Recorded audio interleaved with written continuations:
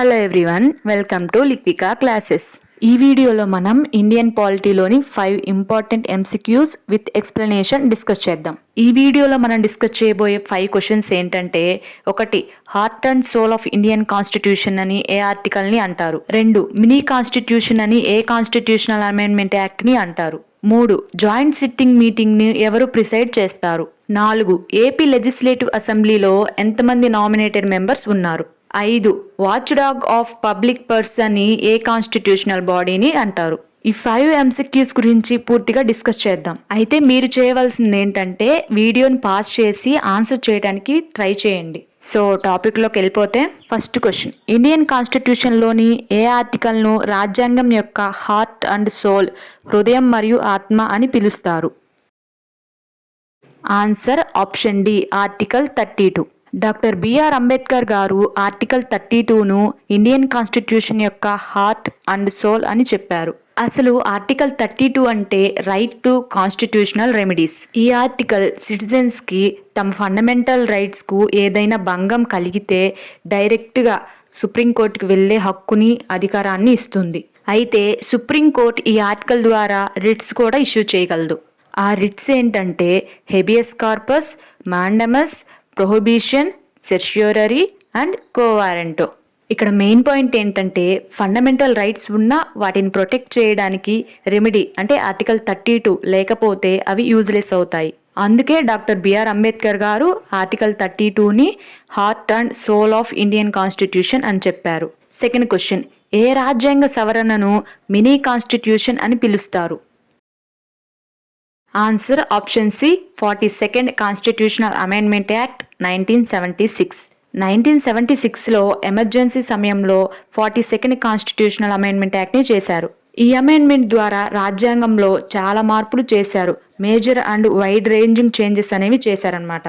అందుకే ఈ amendment యాక్ట్ని mini constitution, చిన్న రాజ్యాంగం అని పిలుస్తారు. ఈ 42nd కాన్స్టిట్యూషనల్ అమెండ్మెంట్ యాక్ట్ ద్వారా రాజ్యాంగంలో చేసిన కొన్ని మేజర్ చేంజెస్ ఏంటియో చూద్దాం.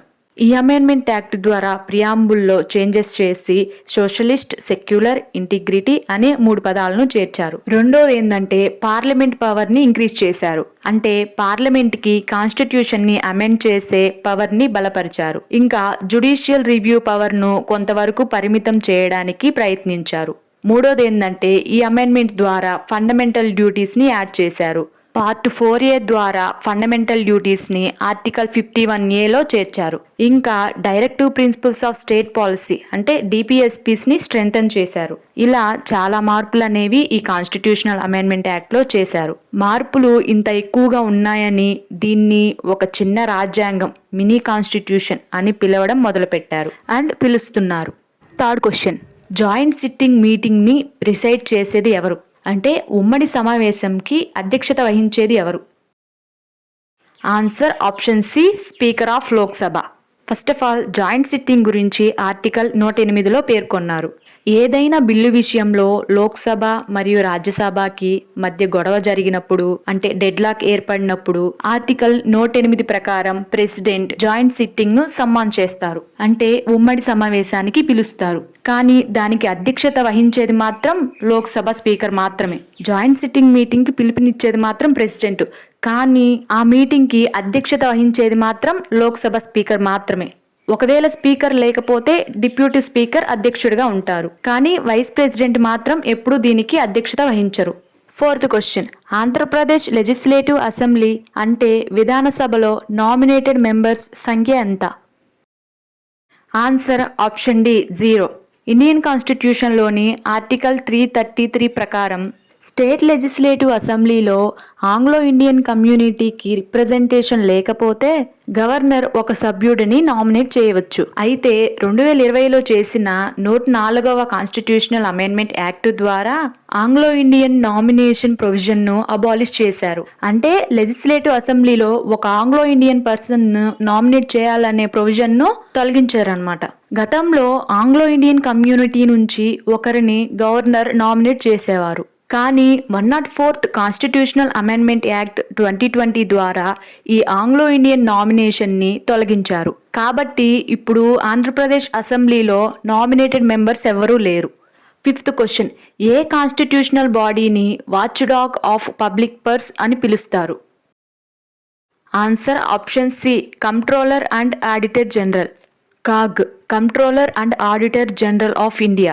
ఇండియన్ కాన్స్టిట్యూషన్లోని ఆర్టికల్స్ 148 నుండి 151 వరకు ఈ కాగ్ గురించి చెప్తున్నాయి.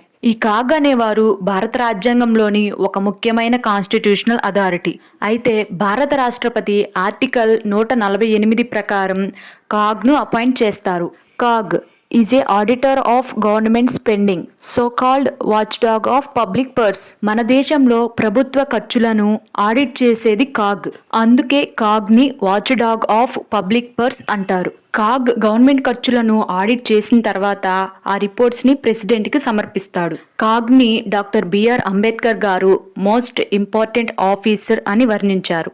మీకు ఒక క్వశ్చన్, భారతదేశంలో సింగిల్ సిటిజన్షిప్ అంటే ఏకపౌరసత్వం అనే కాన్సెప్ట్ ఏ దేశం నుండి తీసుకున్నాము? Options A Britain, B USA, C Canada, D Ireland. ఈ క్వశ్చన్కి ఆన్సర్ కామెంట్ చేయండి. ఈ క్వశ్చన్కి ఆన్సర్ అండ్ ఎక్స్ప్లెనేషన్ నెక్స్ట్ వీడియోలో డిస్కస్ చేద్దాం. సో ఇది ఇంపార్టెంట్ పాలిటీ ఎంసిక్యూస్ మీద పార్ట్ 1 వీడియో. మరికొన్ని ఇంపార్టెంట్ పాలిటీ ఎంసిక్యూస్ పార్ట్ 2 వీడియోలో డిస్కస్ చేద్దాం.